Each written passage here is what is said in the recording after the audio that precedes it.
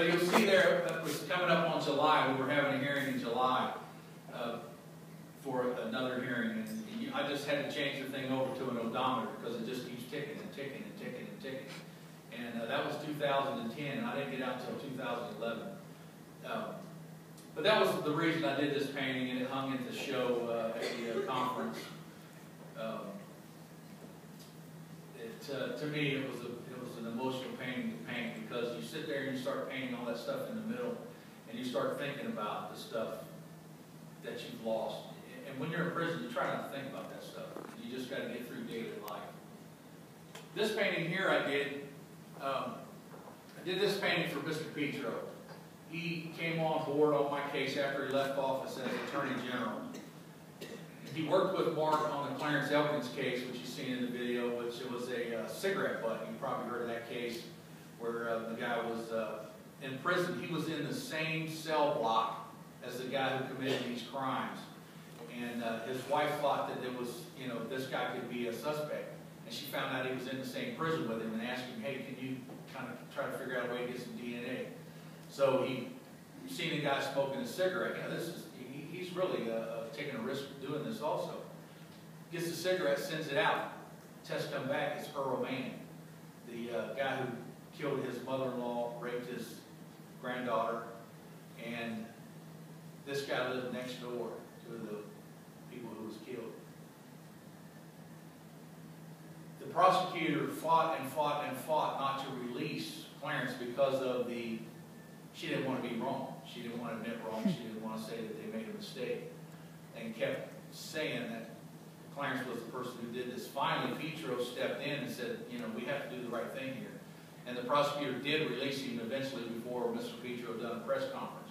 But that's when he realized that things are wrong in this system. You've got the top law official in Ohio, the Attorney General, who has been a prosecutor pretty much his whole career, starts seeing the light that something is wrong. Something is wrong. Why are these people fighting this? Why the truth is here now? Why are they fighting it so hard?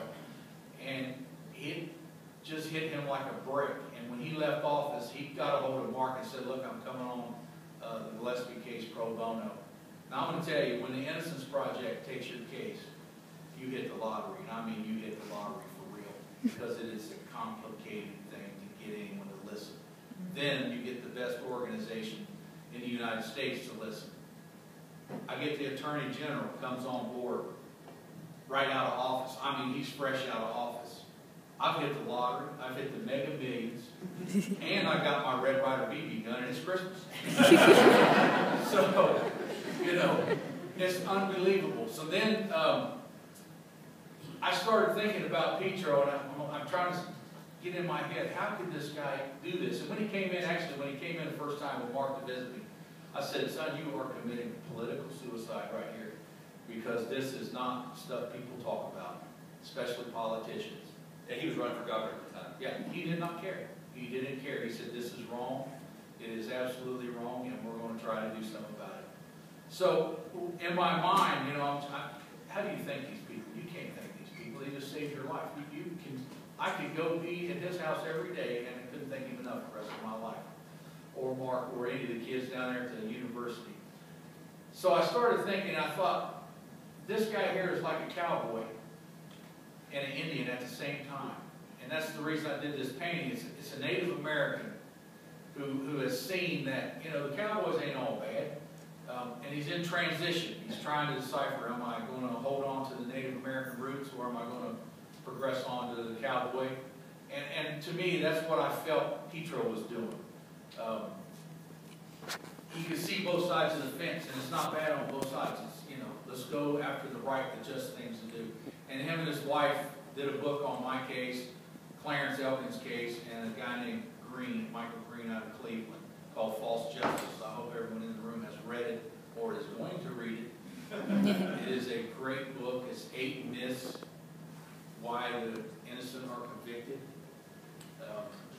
It's a good read. Dean, we'll come back to you. Robert, why don't you tell the story of getting your DNA results and writing a poem, and then we'll have you do the poem for them. Yeah, I was waiting for my DNA results to come back, so I proposed a poem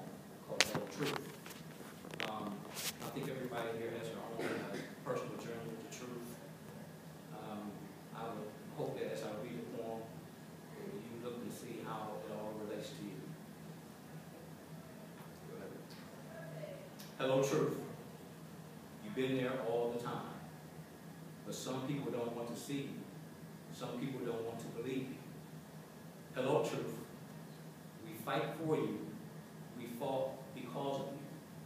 But there are those who live with the lie, those who sleep with the lie. Hello, truth. They play hide and seek with you and the proof. But when surrounded by lies and deceit, no wonder it took so long to find you.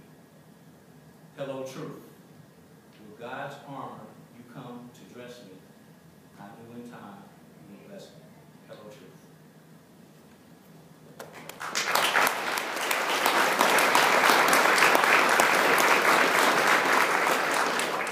I think we'll do this by questions. So why don't you guys ask questions? I do want to say ask something. these guys. I want to say something. I'm going to do that a lot during this thing here.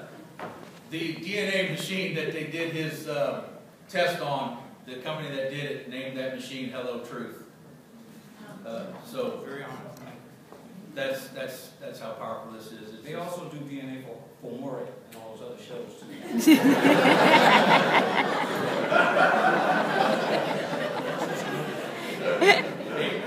Who's the baby? So at this time, I'd like to open up some Q&A. Ryan has the microphone, and he'll come find you with the questions. This is a room full of smart people with a lot of good questions, and we're going to start right. Come on, kids. There you go, right there. Winner, winner, chicken dinner. So I'm just curious how you guys felt when you were released and